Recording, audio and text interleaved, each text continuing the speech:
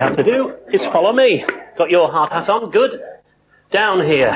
All of the caves are man-made. And they're cut into the stone, which dates back some 100 million years. This is the latest, or the last use of the caves as an air raid shelter during the Second World War. There's lots of tours on today, as you can see. And we go down into the older caves down here. I show you why it was so good for tunnelling. Look, soft. You can almost do it with your fingers. So it didn't take very much to cut out the caves. Down here,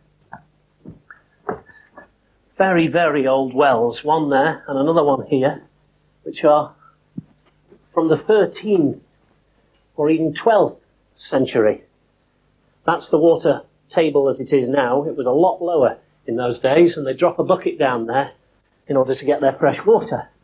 They also dropped other things down here, which I'll tell you about in a second. That's the cellar of a house. Now, the cellars were used, they were dug down from the little houses above, slums really. They were used because it was a constant temperature down here, so it was like having your own fridge. I said that they used it for other things. Well, that's one of them. A toilet. 1700s. And it just dropped down into the hole there. The problem with that is that it actually managed to seep through into the wells with the drinking water. Now this is the cellars of a pub, the Three Horseshoes pub. They keep the beer in here. They also had illegal meetings in here where people would gather and discuss matters of state. And you see this tiny little hole up here? That goes right the way to the cliff top, and there'd be a little boy up there, and if he saw the soldiers coming, he would drop a pebble down there. Everyone in here would scarper and get out fast. Into the tannery, which is here. This is called the Pillar Cave, for obvious reasons. The only underground tannery in the whole of the country. That actually would have opened out. And those holes down there had big oak casks in them, which had lime and water in them, which was the first stage for treating the leather. This is sort of 1400s, the date. You've seen him. It's all right. He won't get you. These little ponds had all sorts of different mixtures in them. One of the mixtures was dog poo, bird poo, and wee. And that actually gave the leather a certain texture. It helped the hairs drop out of the leather as well. And it would finally go into that pit, and it would stay there for 15 months before they brought it out and dried it out. And then they gave it to a courier who took it on to sell to other people, which is perhaps where courier comes from. Now this bit, this is important, because when they were digging these caves out, this is where they saw the brown monk, or at least, what's the matter? The ghost of the brown monk. Found your way out of the caves then, and not too much trouble from the brown monk, presumably? Jolly good. This was the entrance to Nottingham, or Snottingham, as it was known, for the Saxons. And this area was referred to as Weekday Cross. It's where they had their marketplace. They would sell the chickens and wild stock here. It was actually the Normans who decided it was too small and moved it off to what is the marketplace now.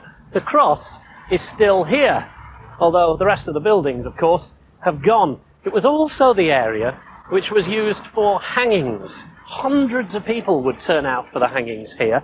In fact, so many for the more notorious cases that quite often members of the audience would be killed in the crush. Some of the people that were due to be hung got away when they were being transported here, so the court said, we're going to do it at our place, and that's where I'm taking you now. Welcome to Condemned at the Galleries of Justice in the Shire Hall. It's a guided tour now, but it actually really used to be a courtroom, and it is beautifully preserved exactly as it was.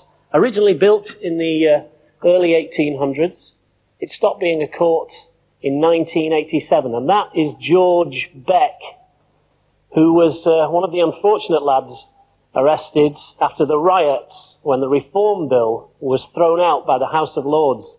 And him and hundreds of others burnt down the castle. here in Nottingham, he was complaining because he wanted the children who were working in the mills as young as 2 years old to have better treatment. And because of his good work, he got a rope around his neck. Yep, and he was hanged with 2 of his mates on the steps of this very building. Now, if you were found guilty, you were taken down here to the cells. And these are quite remarkable, exactly as they were. Into the bloody code, which is through here. There's all sorts of instruments of torture, including, this is quite interesting, this is a ducking stool hat. Through here, this is where you would be received into the prison. You've already been condemned, down here, received by the warden into the prison. Through here, and you would be stripped of everything, and then thrown in a bath to make sure you were clean. Your hair would be chopped off, and then you'd be given prison clothes and sent down to the cells. And these cells are genuine 17th century cells. These are some people who've been condemned. And this, untouched, that's the warden, be nice to him, untouched, an overnight cell. That's all you got, your hammock. Pass the warder down here, some more steps as we go deeper and deeper into the bowels of the courtroom and into the transportation area. It's a bit noisy with the tour down here.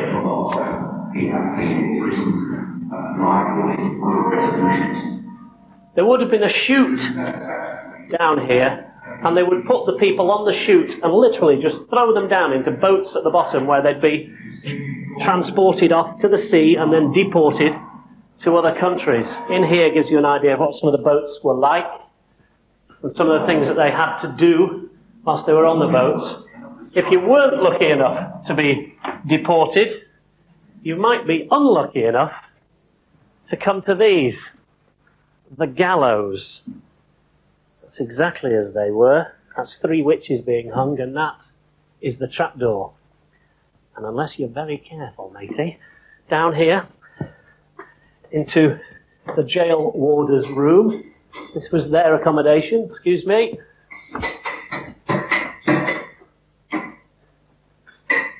Leg irons.